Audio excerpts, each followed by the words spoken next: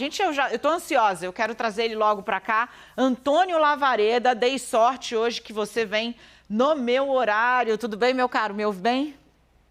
Como vai, Daniela? Prazer estar com você e com os espectadores da CNN. Muito bem. Lavareda, todo mundo vai querer puxar um pouquinho aí da sua leitura, então meus analistas certamente, nossos analistas certamente vão querer falar com você também, mas eu puxo assim, começo a trazer a sua participação. O cenário aparentemente está estável, né? Mas tem alguns sinais ali de uma leve melhora de Bolsonaro, por exemplo, entre as mulheres, dentro da margem, mas teve uma melhora. Tem uma melhora da pontuação de Bolsonaro no Nordeste, dentro da margem, ainda muito longe de Lula, mas tem uma melhora. Há algum motivo para o governo celebrar, Lavareda? Tem uma frestinha de boa notícia para o Palácio do Planalto nessa pesquisa? Ou o olhar macro sugere que, devagar com o andor, que o santo ainda é de barro? Olha, na verdade, Daniela, as duas coisas. Sempre há o que comemorar quando se analisa uma pesquisa nos detalhes, não é? E quando você é incumbente, você é um candidato sentado na cadeira presidencial disputando a reeleição. Nessa pesquisa, mais importante notícia do que essas pequenas variações dentro da margem de erro na distribuição das intenções de voto é o fato de que a avaliação do governo deu uma pequena melhorada em um ponto, avançou um ponto a leitura positiva da população, recuou um ponto a leitura negativa, concomitante e proporcionalmente. Isso é algo a comemorar, associado também, e naturalmente explicado em boa medida esse movimento, pelo fato de que o noticiário sobre economia, o fato de que o PIB cresce um pouquinho mais do que a expectativa anterior do mercado e dos analistas, também houve uma evolução na geração de empregos para além do que muitos supõem, ou seja, recuou um pouco o desemprego. Isso também melhora a percepção da população sobre o rumo da economia. Mas note-se que a avaliação de que a economia do país caminha no rumo errado continua muito alta, acima de 60%. E é isso que limita, em grande medida, a possibilidade de resgate de uma avaliação positiva mais substantiva, mais efetiva, que, por seu turno, possa trazer pelas rédeas, por assim dizer, as intenções de voto no incumbente, ou seja, as intenções de voto de Jair Bolsonaro. Mais uma vez, nós já comentamos isso em outros momentos, é a economia, que é a variável mestra que conduz o processo nesse ano de 2022, que é um ano de uma eleição normal. Repetindo, uma eleição normal é aquela que se trava com contendores que fazem parte do xadrez político, não é, do país, ou do estado, ou do município, quando a eleição é em outros níveis, e que ela se pauta pelas questões da agenda pública, da agenda nacional. Quais são as questões da agenda nacional nesse momento? São eminentemente questões econômicas. Mais de 40% dos brasileiros mencionam a economia, a seguir vem a educação, educação que, sobretudo no que concerne as escolas públicas, está saindo muito machucada dessa pandemia, a seguir vem saúde, ou seja, questão da agenda nacional, diferentemente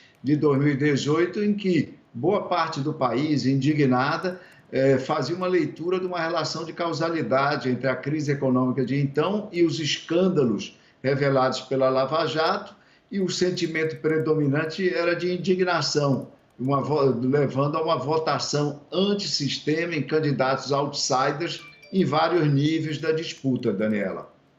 Lavareda, e para Luiz Inácio Lula da Silva, que lidera, na última pesquisa, sua análise o Lavareda sempre envia, gente, além da pesquisa, uma espécie de paper, uma análise um pouco mais alentada sobre os dados, né?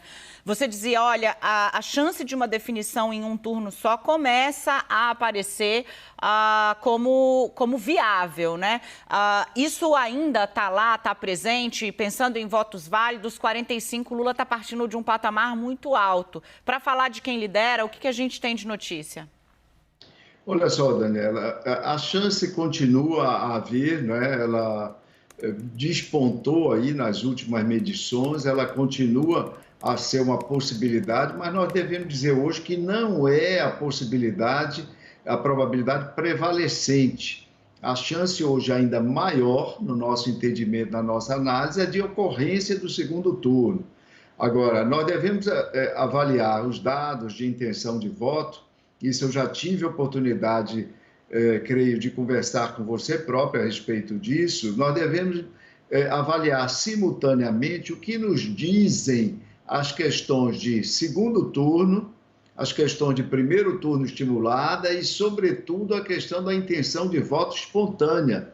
Porque, para o espectador entender, intenção de voto é a disposição de alguém, a atitude, a opinião de alguém favorável a um determinado candidato que é mencionado espontaneamente, naquela que é chamada de questão espontânea.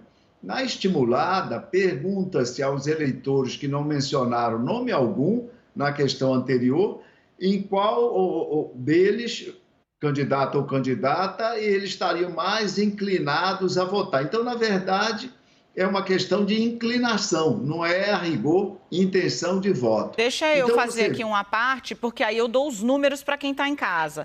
Lavareda está te falando, é importante você dar uma olhada na pesquisa quando a gente traz a menção espontânea, que é aquela que mostra, como ele explicou para vocês, mais cristalização da intenção do eleitor, né? Lula, na espontânea do IPESP agora, de hoje, 39%. Jair Bolsonaro, 29%. Quando você vai para a estimulada, e aí o Lavareda vai te explicar agora por que é importante você ver esse pulo, Lula passa de 39 para 45 e Bolsonaro de 29 para 34. Contigo, meu caro.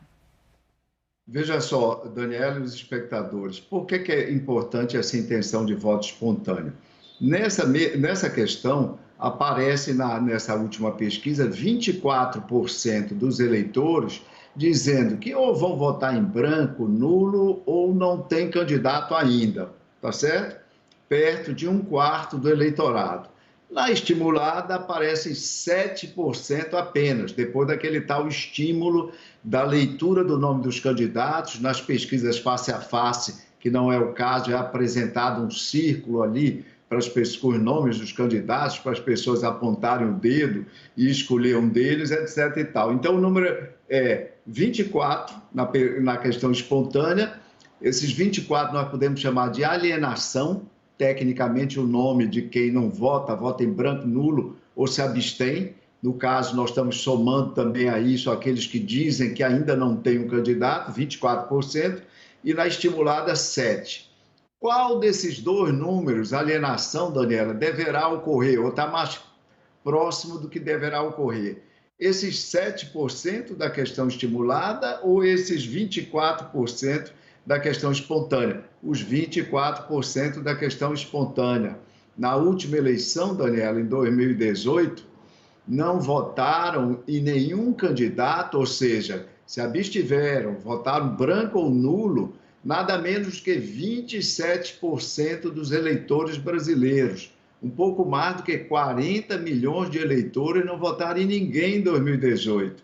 Nós podemos esperar esse ano que a alienação eleitoral seja parecida com essa, se for menor pelo grau de entusiasmo que os dois candidatos despertam, os dois candidatos líderes, pode diminuir e ficar em 25, 24, exatamente como a questão espontânea caracteriza. É por isso que eu revelo a vocês que, em termos de intenção de voto, eu dou uma importância especial às intenções de voto manifestadas na questão espontânea. E se você vê essas intenções de voto, você vê que o Lula tem uma liderança de 3 pontos sobre a soma de todos os demais, tá certo? Então, a espontânea dá vitória no primeiro turno, a estimulada não dá vitória no primeiro turno. Combinando essas duas informações, eu acho que é muito cedo para poder se prognosticar eleição resolvida no primeiro turno. Ainda há muita água para correr sobre essa ponte, Daniela. 4 meses. Lavareda, fica comigo. Eu quero mostrar um recorte dessa pesquisa que saiu hoje do IPESP, mostrando as intenções de voto conforme a renda familiar mensal. Vamos dar uma olhadinha nessa ilustração? Olha só. Veja que, entre quem ganha até 2 salários mínimos, Lula tem 51%, Bolsonaro 26%, Ciro Gomes 9%. Quando você vai para os que ganham entre 2 e 5, há uma divisão. Lula tem 40%, Bolsonaro 39%, estão empatados, Ciro Gomes 11%. Mais de 5 salários mínimos, e isso no Brasil é topo da pirâmide, Bolsonaro tem 45%, Lula 39%, Ciro Gomes 6%. Por que eu chamo sua atenção para esse dado? E aí eu peço já para o Lavareda fazer a análise. Lavareda, quando você tem o país como um Brasil, eu fui hoje olhar os dados da última PNAD contínua, para não falar bobagem. E, cara, 63% dos domicílios no Brasil, segundo a PNAD, 63% tem renda que cabe aí até 2 salários mínimos. Isso mostra para a gente por que essa vantagem de Lula nesse extrato, se o Edu puder mostrar de novo para a gente a tela com esse extrato, como ele é muito largo num país como o Brasil, essa vantagem acaba se tornando um ativo muito importante para Luiz Inácio Lula da Silva. Está aí, ó. Dentro dessa categoria que ganha até 2 salários mínimos, você tem a maioria dos domicílios brasileiros, dos eleitores. É por isso que essa liderança de Lula nesse extrato torna o trabalho de Bolsonaro mais difícil e dos outros candidatos também. Quero te ouvir sobre isso, Lavareda. Olha só, Daniela, a PNAD contínua, ela traz um estudo, um levantamento sobre médias de rendimentos em determinadas faixas, em determinados estratos da população.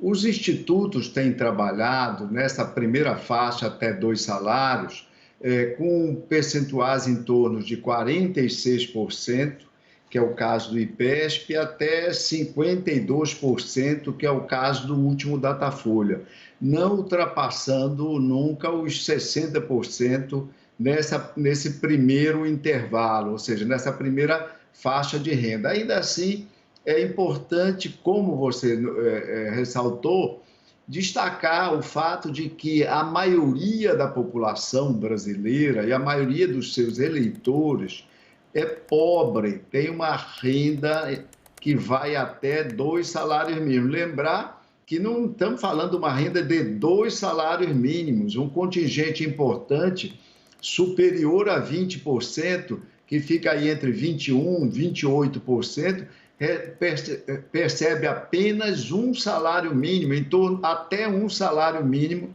de renda mensal. Então, estamos falando do eleitorado muito pobre. Esse eleitorado, obviamente, é o mais afetado pela carestia, ou seja, pela inflação, pelo custo de vida, que destrói, que desgasta o seu poder de compra e torna a vida e o consumo, a começar do consumo de alimentos dentro dos lares, uma situação angustiante, um quadro angustiante. É essa população que é mais afetada pelo desemprego, né?